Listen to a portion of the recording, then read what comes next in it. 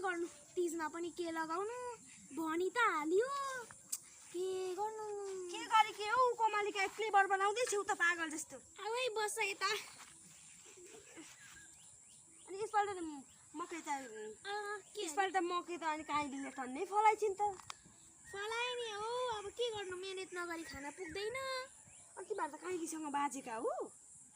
खोइ यत्तिकै न्यु खोज्न आउँछे के भन्नु यसो भन्दै थिइन् काइलीले उसको करेसाबारीमा खाएको थियो तर मलाई सोधेर अब हेर ऊ त्यो अर्को केटीको त बाख्राले खाइदिएको थिएन उसले काट्दै थियो अरे क्या अनि अब तिमीले त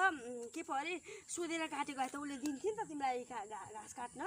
तिमीले सोधेर पनि नसोधिकन काट्न थाल्यौ अरे अनि त्यही भएर पो चोर्यौ अरे अनि त्यही भएर उहाँ रुँदै थियो उहाँ साथीहरूले छोडेर सबैले छोडे भनेर साथीले छोडे होइन हौ होइन मैले उसलाई बोलाउन गएको थिएँ ढोकामा ढोकामा बोलाउन गएको थिएँ कि किन अल्कनिँदै छौ त यस्तो पाराले त तिमीले बोलेको जस्तो लाग्दैन है मलाई त चुप लाग न के यहाँ मलाई हिचकी आउन आँटेको थियो सुन न तिमी ल्याङ नगर अनि सुन न म चाहिँ भन्छु अनि सुन न तिमी चाहिँ सुन न ए तिमी चाहिँ सुन न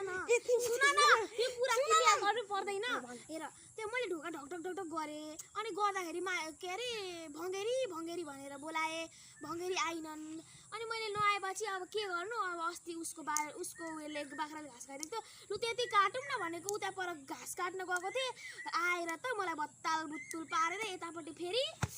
उयो के भन्छ त्यो अर्की छ नि साइली त्यसको नाम के पो थियो त्यसको नाम त के हो जुरेली हो नि जुरेली होइन नाम पनि खोइ सबैले साइली भन्छन् त्यही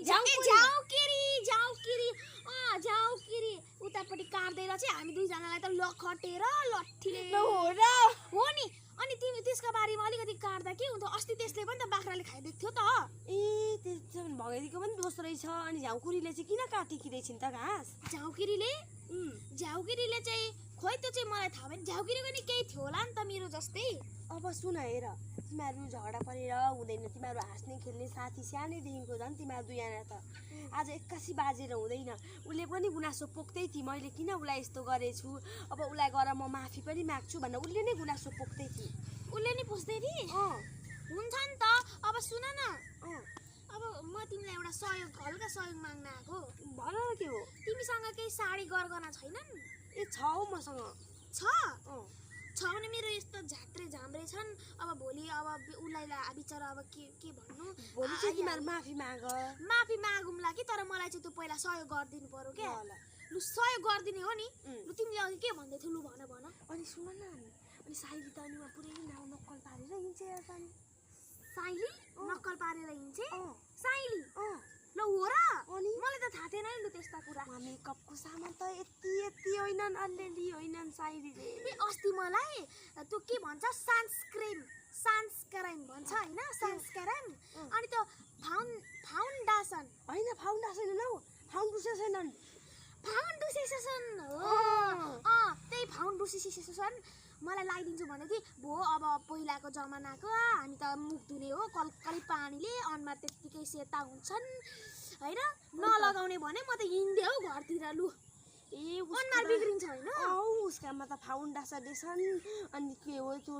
लबिस्टिक पबिस्टिक अरे लबिस्टिक होइन हौ के हो त प्लास्टिक प्लास्टिक हो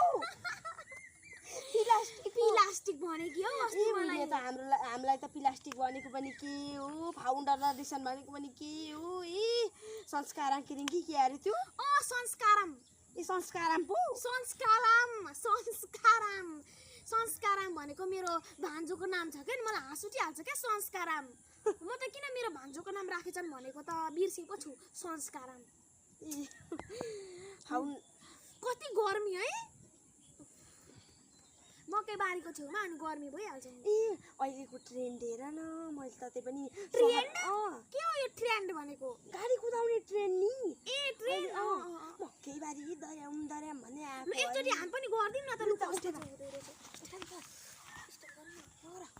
उता पनि लपकै यता पनि लपकै यो केटीको जातै यस्तो दर्याम एकछिन